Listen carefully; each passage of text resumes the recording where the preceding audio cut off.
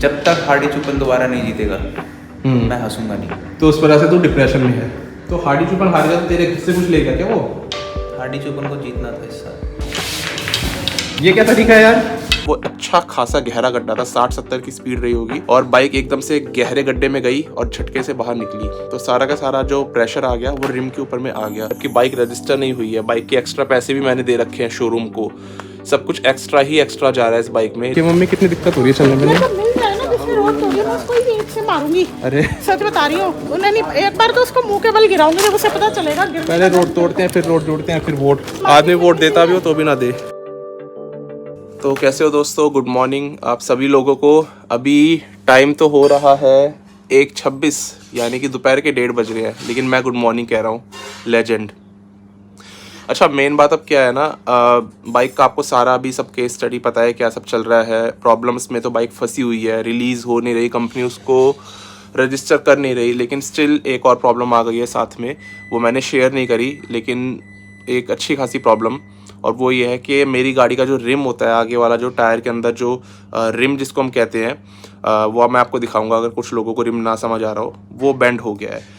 और वो क्या होता है कि अगर टायर का रिम ज़्यादा ही बेंड हो जाएगा तो ट्यूबलेस टायर होने की वजह से वहाँ से हवाई बाहर निकल जाएगी और उसके बाद में आपको रिम ही नया लेना पड़ेगा। बाइक अभी मेरी कुछ टाइम पहले गड्ढे में से निकल गई। मैं नहीं चला रहा था, कोई और चला रहा था, लेकिन उस वजह से क्या हुआ, वो अच्छा खासा गहरा गड्ढा था, 60-70 की स्पीड रही होगी और बाइक एकदम से गहरे गड्ढे में गई और झटके से बाहर निकली। तो सारा का सारा जो प्रेशर आ गया वो रिम के ऊपर में आ गया, ठीक है ना, जिसको हम अलॉयज भी कहते हैं। शायद अब समझ आ रहा हो आपको। इस वजह से वो अलॉय हो गया बेंड। अलॉय जो मेरी नई वाली बाइक का है, मुझे कंपनी ने बताया है कि भाई 10,000 रुपये का है ऑलमोस्ट। जबकि बाइक रजिस्टर नहीं हुई है, बाइक के एक्स्ट्रा पैसे भी मैंने दे रखे हैं शोरूम को, सब कुछ एक्स्ट्रा ही एक्स्ट्रा जा रहा है इस बाइक में। लेकिन स्टिल अब एक और खर्चा आना था तो आ गया। अभी रिम का खर्चा अपने सर पे मंडरा रहा है। तो कंपनी वालों से मैंने बोला, मैंने कहा भाई रिम वगैरह अरेंज करवाओ आप लोग। कह रहे सर बाइक ही नहीं आई है मार्केट में, बिल्कुल नई बाइक है तो इसके स्पेयर पार्ट्स ही नहीं मिलेंगे। मैंने कहा बताओ, अब रिम बेंड हो गया, अब उसके स्पेयर पार्ट्स भी नहीं, अब नया रिम भी नहीं डलवा सकते हैं। बहुत दिनों से वेट करा था, आज फाइनली उन्होंने कहा भाई आ जाओ आप लोग, और बाइक का रिम आ गया है, पेमेंट आप कर दो। तो मैंने कहा भाई पेमेंट अब नहीं करूँगा ऑनलाइन। अभी मेरे को ट्रस्ट थोड़ा सा हिला हुआ है, जो चीज़ें मेरे साथ पास में हुई मैं वहाँ पर आकर के आपको डायरेक्टली पेमेंट करूँगा, चीज़ उठाऊँगा और घर पे जाऊँगा। उसके साथ साथ सुबह की कार्डियो हो गई है, मैं कार्डियो कर रहा हूँ आजकल, साइकिलिंग कर रहा हूँ बेसिकली। और अब खाना खाते हैं अपना पहला मील, उसके बाद में निकलते हैं डायरेक्टली शोरूम की ओर। फिर मैं आपको पूरे दिन दिखाऊँगा आज क्या क्या रहने वाला है अपनी लाइफ में, ठीक है। मम्मी क्या खा रही हो आज? मिक्स वेज मेथी पराठा। अरे वाह, बहुत ही हैवी ब्रेकफास्ट कर रही हो आप तो। हैवी नहीं है, फिर इसमें सिर्फ मक्खन डाला है, ओहो, पनीर डाला है। और हैवी का होता है वो तो हेल्दी होता है। चलो ठीक है, अच्छी बात है, खाओ हैवी हेल्दी जो भी कह रही चेंज हो। Your spellings. Okay it's sorry, not heavy, it's healthy. ठीक है। यस। बस मुझे इस हेल्दी खाने से थोड़ा सा बचना पड़ेगा। अगर वेट लॉस करना है तो अपना जो होता है क्लीन डाइट, उसमें आना पड़ेगा। मेरा खाना अगर बताऊं तो तैयार है, छोले राजमा लोबिया ये सब मैं खाता हूँ उबले हुए, उसके साथ में खीरा टमाटर सब मिक्स करके, साथ में अपना प्रोटीन शेक मिला करके अपना खाना यही है। तो ये दोस्तों अपना खाना रेडी हो गया है। मल्टीविटामिन मैं खा रहा हूँ साथ में, क्योंकि ये मैं रोज़ ही खाता हूँ और बहुत ही फ़ायदेमंद रहती है। बाकी कैल्शियम, ठीक है। और सामने गाना इस पिक्चर का, डंकी बहुत अच्छी पिक्चर थी, हम देख करके आए थे। और ये मूवी अनफॉर्चुनेटली उस तरीके से नहीं चली जैसे कि आजकल दूसरी मूवीज़ चलती हैं एनिमल टाइप। ये मूवी डंकी रूट के ऊपर कुछ बनाई गई है ना, तो जो एक अनऑफिशियल रूट होता है जब आप इलीगली दूसरे देश में घुसने की कोशिश करते हो, वो होता है। तो पंजाब में बहुत कल्चर है। मैं भी आ रहा था, अम्बाला में था, तो वहाँ पर इसी पिक्चर में जो चीज़ें दिखाई गई है वो चीज़ें मैंने सारी वहाँ पर देखी एक्चुअली में, कि वीज़ा लगवाएं और कनेडा जाए, जो एग्ज़ाम्स है उसको बिना पास करे आप डायरेक्टली अनऑफिशियल तरीके से जैसे जा सकते हैं, ये इस पिक्चर में दिखाया गया है। तो बहुत ही रियलिस्टिक प्रैक्टिकल मूवी थी, बट आजकल मसाला फिल्में ज़्यादा चलती हैं। तो अभी दोस्तों थोड़ा सा प्लान में चेंज हो गया है, क्योंकि ना सर्विस सेंटर वालों का कॉल आया, भैया आप जल्दी से आ जाओ, आपका जो हम रिम बदलेंगे, नया रिम लगाएंगे, उसमें टाइम लगेगा। मैंने कहा क्यों टाइम लगेगा? कह रहे क्योंकि हम रिम भेजेंगे किसी दूसरी दुकान पे, वहाँ पे वो टायर अलग करते हैं ना रिम से, फिर नया रिम लगाएंगे। कह रहे उसमें थोड़ा टाइम लगता है, आ जाओ। मैंने कहा चलो आता हूँ। इतने में मम्मी का फ़ोन आ गया कि बेटा मैं सामान लेके आई हूँ, तेरे घर पर बैठी हुई हूँ, वहाँ पर तू आ जा मेरे को पिक करने के लिए। अभी पहले उनको मैं पिक करने के लिए जा रहा हूँ, वहीं से बाइक भी निकालनी है। तो अभी क्या है प्लान कि छोटा भाई थोड़ा सा टाइम अभी लगाएगा, वो कह रहा है मेरे को भी साथ में लेकर के चलियो, और मैं उसको ले जाना चाहता हूँ, क्योंकि जब नया रिम लगवा के आएंगे वहां से, तो पुराने रिम का क्या होगा, तो छोटा भाई पीछे पकड़ लेगा। सर्विस सेंटर वाले लेते होंगे तो भाई उन्हीं को रिम वहीं के वहीं दे आएंगे, बेच देंगे। कैसे लग रही है ये? क्यूट क्यूट से चूहे जैसे लग रहे हैं, खरगोश टाइप ऐसी कुछ है। चलो निकलते हैं पहले तो। Alexa switch off. ये भी ना आधा काम करती है आधा नहीं करती। अच्छा ये वाली लाइट तो भाई हाथ से ही ऑफ होती है। अच्छा ये आप तो दूर से खड़ी हुई यहाँ तक आ गई। हेलो सॉरी मैम, हाय। हाय। हम इसलिए यहाँ आ गए, कह रहे दादा तुमको वहाँ तक जाना पड़ता, अरे फिर भी वहाँ पे जाना ही पड़ेगा ना बाइक लेने के लिए। पर अब बैग लेके वहाँ से यहाँ तक का तो बच गया ना। अरे मैं फिर बैग लेके जाने वाला हूँ उधर अभी, क्योंकि बाइक वहाँ से निकाल के लानी है। कोई नहीं। तो या फिर मैं ऐसा करता हूँ मोमू के साथ ही उधर ही चला जाऊँगा घर पे डायरेक्ट, वहीं की वहीं बाइक लेके हम लोग शोरूम निकल जाएंगे। अच्छा मामू भी जा रहा साथ में? मामू जा रहे हैं साथ में। भारी तो है भाई सामान, अरे भारी है। सब्जी बाजार से वहीं पर ही बैठी रहती, मैं बस आ ही गया था।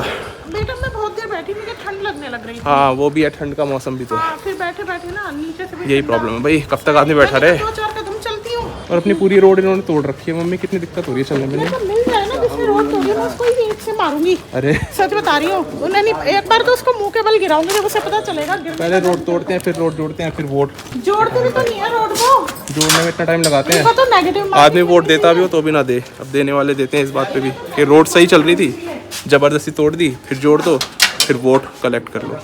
यही होता है इलेक्शन से पहले। बहुत घटिया चीज़ है भाई।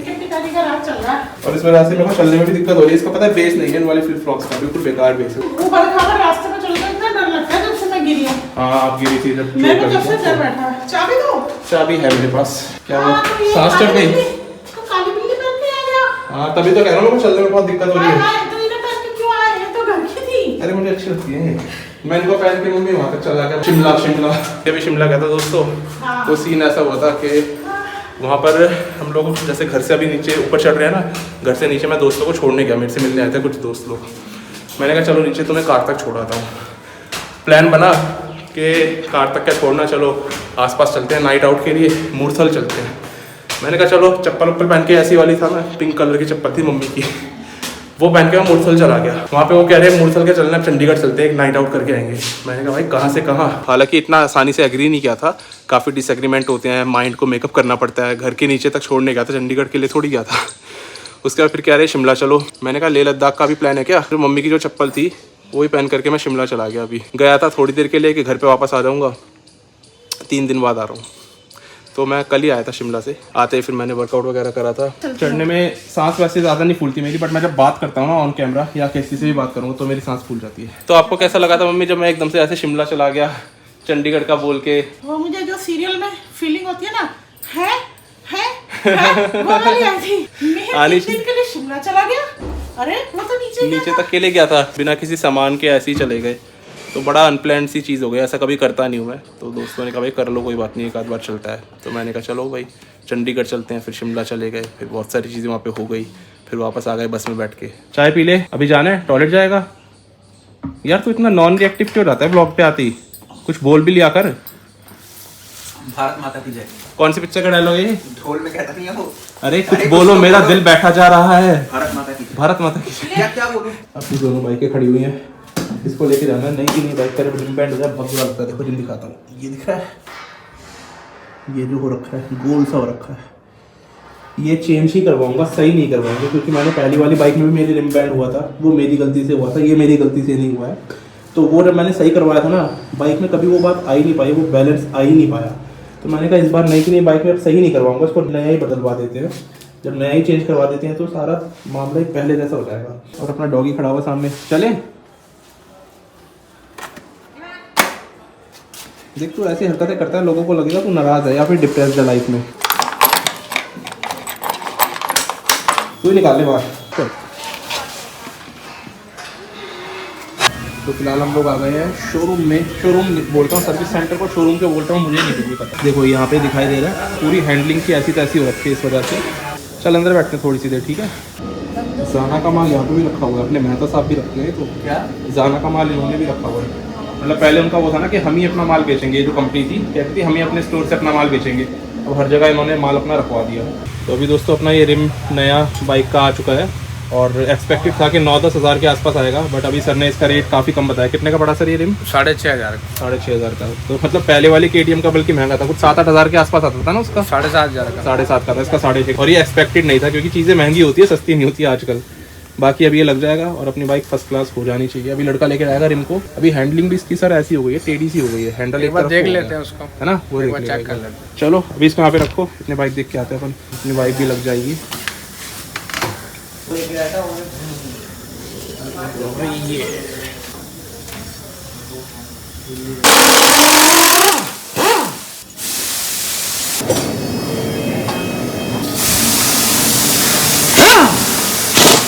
एक भैया बता रहे हैं कि प्लेट है ना इसकी, डिस्क प्लेट, ये भी टेढ़ी हुई है, ये भी झोल मार रही है और रिम तो अच्छा खासा झोल मार रहा है, तो इस वजह से बाइक डिसबैलेंस्ड अपनी चल रही है। भगवान भाई इसकी प्लेट कितने की है? डिस्क प्लेट ड्यूक की 3000 की। 3000 की है। 3000 की प्लेट है। देखता हूँ क्या करते हैं ये लोग, इससे पता लगेगा। शायद नहीं लगवा लूँ, शायद ना लगवाऊँ, शायद पे मामला है, अभी कंफर्म नहीं है कुछ। असल होता है ना, इसमें भी दिक्कत है। क्या हो गया, टेढ़ा है भैया ये? हाँ, इसमें भी दिक्कत है, इसमें भी है, और ये तो हम करवाने आए ही थे, कोई नई दिक्कत ना निकला है। फिलहाल तो ऐसे खुल चुकी है बाइक अपनी। ABS की रिंग है ना, ABS की रिंग होती है ना ये? हाँ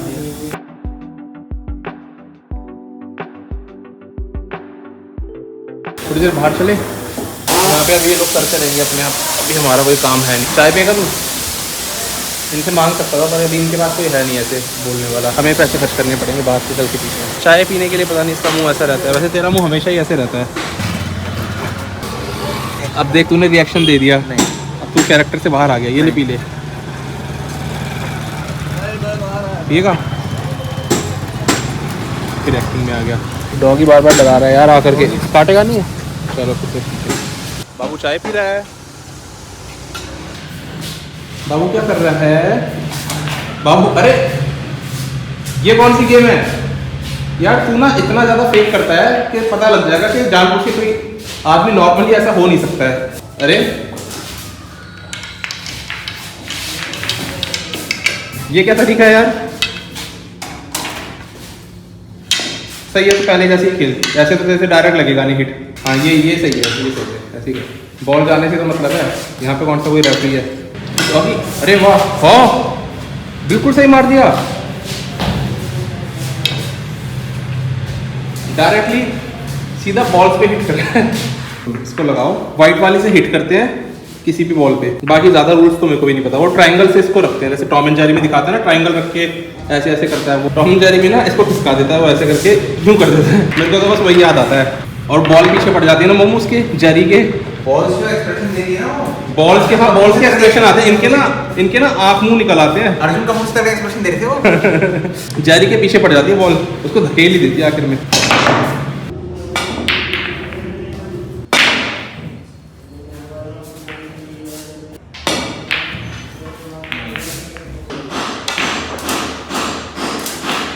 फाउल हो गया, कैरम की तरह ही तो है ये। तू बारी ले। ये ना मेरे को बस कैरम बोर्ड लगता है, अमीरों का कैरम बोर्ड। जैसे मेहता साहब अपने हो गए, वो इसके बहुत ज़्यादा शौकीन है। तो क्योंकि मेहता साहब अपने वो है के पापा को सुनियों के पापा को सैलरी देते हैं, तो उनका लाजमी है कि वो इस गेम के शौकीन क्यों है, समझ आता है। मेहता साहब ने जो सुनियों के पापा थे उनको 7,500 करोड़ रुपए दिए थे कोविड रिलीफ फंड के अंदर डालने के लिए। और तब सुनियों के पापा ने वो फिर 5,000 करोड़ रुपए दिए और 2,500 करोड़ खा गए। और मेहता साहब को इस बात का अंदाजा तक नहीं है आज तक। मतलब मेहता साहब के साथ में स्कैम हो रखा है 2,500 करोड़ का। लेकिन मेहता साहब इतने अमीर है कि उनको अंदाजा नहीं है। लड़ लो यार, 2,500 करोड़ से मेहता साहब का क्या, सही इतनी तो जेबें झाड़ देते हैं। अरे यार तू एक बार बता, तू इतना ज्यादा डिप्रेशन में क्यों रहता है हमेशा? तू इतना सीरियस, कोई बात का जवाब नहीं देता, क्या रीजन है तेरा ये? या तो तू फेक करता है, जितना मुझे पता है तू फेक ही कर रहा है, लेकिन तेरा अपना कोई रीजन ऐसी एक्टिंग करने का, या एक्टिंग भी नहीं है, सही में ऐसा है तू? क्या वजह है? हार्डी चुपन हार गया। तो हार्डी चुपन हार गया तो तेरे घर से कुछ लेगा क्या वो? हार्डी चुपन को जीतना था इस साल। वो तो मैं भी मानता हूँ, पूरी दुनिया मानती है, उसमें क्या बात देखो है? डायरेक्ट लंसफोर्ड से नफरत नहीं है, डायरेक्ट लंसफोर्ड अच्छा लड़का है, पर हार्डी चुपन जीतना। मुझे दिक्कत ये है कि उसने आखिर टायर मैंने ने कैसे बोल दिया कि साइड ट्राइसेप के अंदर, सॉरी साइड चेस्ट के अंदर जो हार्डी है वो नैरो दिख रहा था। हाँ नैरो दिख रहा था, उसने ऐसा बोला था। जब तक हार्डी चुपन दोबारा नहीं जीतेगा मैं हंसूंगा नहीं। तो उस वजह से तू डिप्रेशन में है? नहीं डिप्रेशन नहीं है, मैंने एक कसम खाई है, गोद ली है। जैसे सन ऑफ सरदार देखी है ना? हाँ सन ऑफ सरदार, उसमें वो क्या कहते हैं कि जब तक उसको मार नहीं देंगे तब तक अजय देवगन को, हाँ तब तक मैं आइसक्रीम नहीं खाऊंगा, मैं भी हंसूंगा नहीं जब तक वो दोबारा मिस्टर ओलंपिक नहीं बन जाता। लग गया भैया नया नया रिम, पुराना रिम अपना गिरा, डिस्क लग जाएगी। डिस्क नहीं बदलवा रहे, एक्सेल नया डलेगा और ये नया डल चुका है। इसको हम लोग ले जाएंगे, घर पे ले जाएंगे, देखते हैं इसका वही है, स्क्रैप में जाएगा अभी। होपफुली इसके अलावा कोई और दिक्कत नहीं होगी मेरी बाइक में। ये जो चीज़ मैंने देखी है लैमिनेशन, ये भी फूल रहा है इसका। एक बार ले जाना पड़ेगा जहाँ से हमने ये PPF करवाया था वापस से बिठवाने के लिए। बाकी ये काम तो अपना डन हो गया। अच्छा भैया ये बताओ, अभी आप थोड़ी देर पहले कह रहे थे डिस्क झोल खा रही है, अब हो रहा है ऐसा? नहीं, वो एक्सेल की वजह से। एक्सेल की वजह से कूलेंट भी इसमें थोड़ा कम हो रहा है, तो वो भी अपन डलवा देंगे। आज पूरा दिन इसी में लग गया। अब जिम जाना पता नहीं, लगता नहीं कि हो पाएगा। बाकी और चीज़ें हैं करने के लिए। घर पे जाके अब एडिटिंग करनी है मेन चैनल की, वो काम पड़ा हुआ है। यार रखा है ना, देखो बैंड कितना ज़्यादा बैंड आ रखा है। अच्छा मेरे को अभी एक और नई चीज़ पता लगी है, बताता हूँ। खर्चा अपना लगभग 7804 का, एग्जैक्ट बता रहा हूँ 7804 का खर्चा रहा।